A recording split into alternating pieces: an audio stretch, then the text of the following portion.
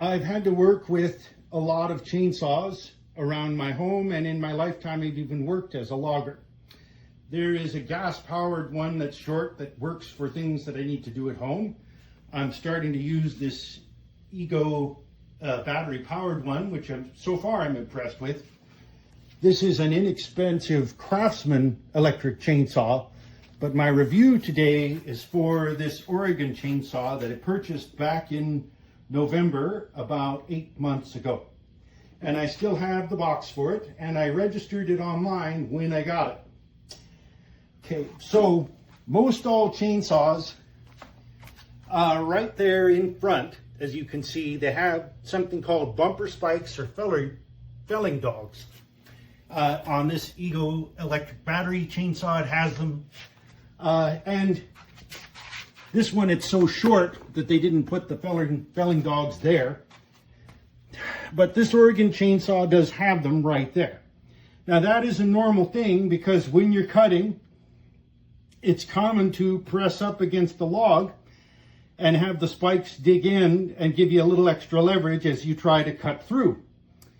Okay, so one thing that was found just to be a fatal design flaw with this chainsaw is they stuck this dial right there at the edge. So while it is a common thing to press up and bump the log you're trying to cut and push down, when you bump the log and push down, it actually causes this dial to turn counterclockwise, lefty-loosey. So it loosens the chain, and while you're cutting, zip, the chain is off the bar, and now you're going to stop and unplug and spend time lining up the chain in the track again, and you might have dulled the chain because it's not good to come off the bar. So just utterly fatal design to put this bar that loosens the chain, this dial, right there in front where you can bump things while you're cutting and loosen the bar.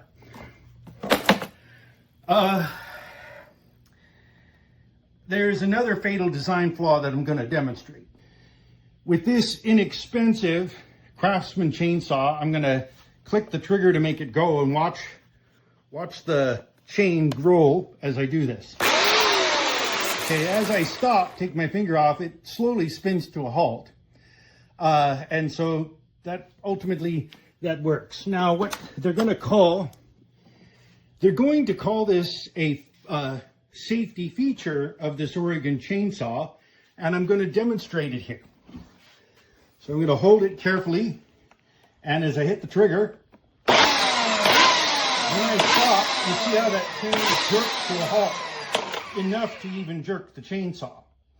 If you are cutting a log and you think, I'm just done with the cut, and it's still actually in contact with the wood, if you dare to take your finger off the trigger, that chain jerks to a halt like that, and they would call it a safety feature, but it makes it very prone to jerking right out of the track and right off the bar again.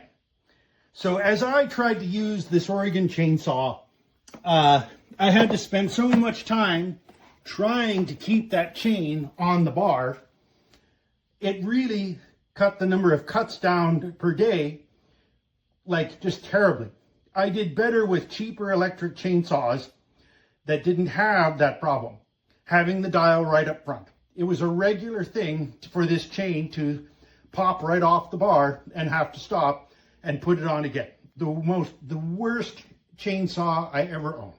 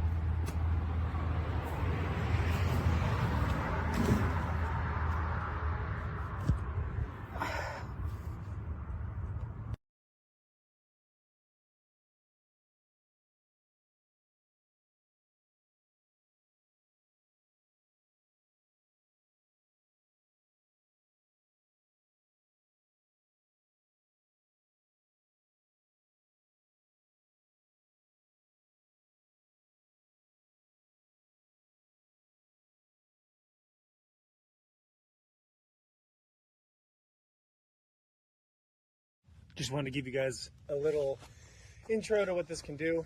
I've already been cutting a lot of redwood and white oak logs. This is white oak, about 2 feet in diameter. Cut a couple days ago, so it's still pretty green.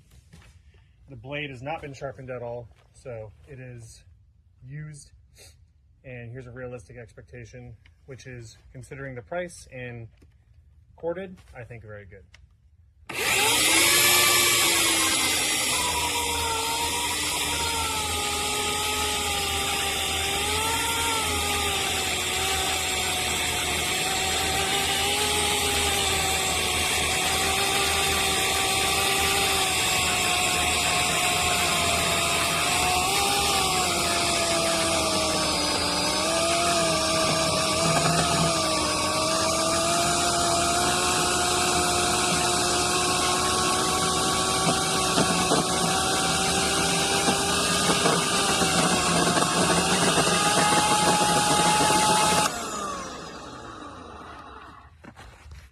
Not going to make you watch the whole thing, but white oak is a very hard wood, and this is a very inexpensive chainsaw. So I cut all those redwood logs earlier today, much faster.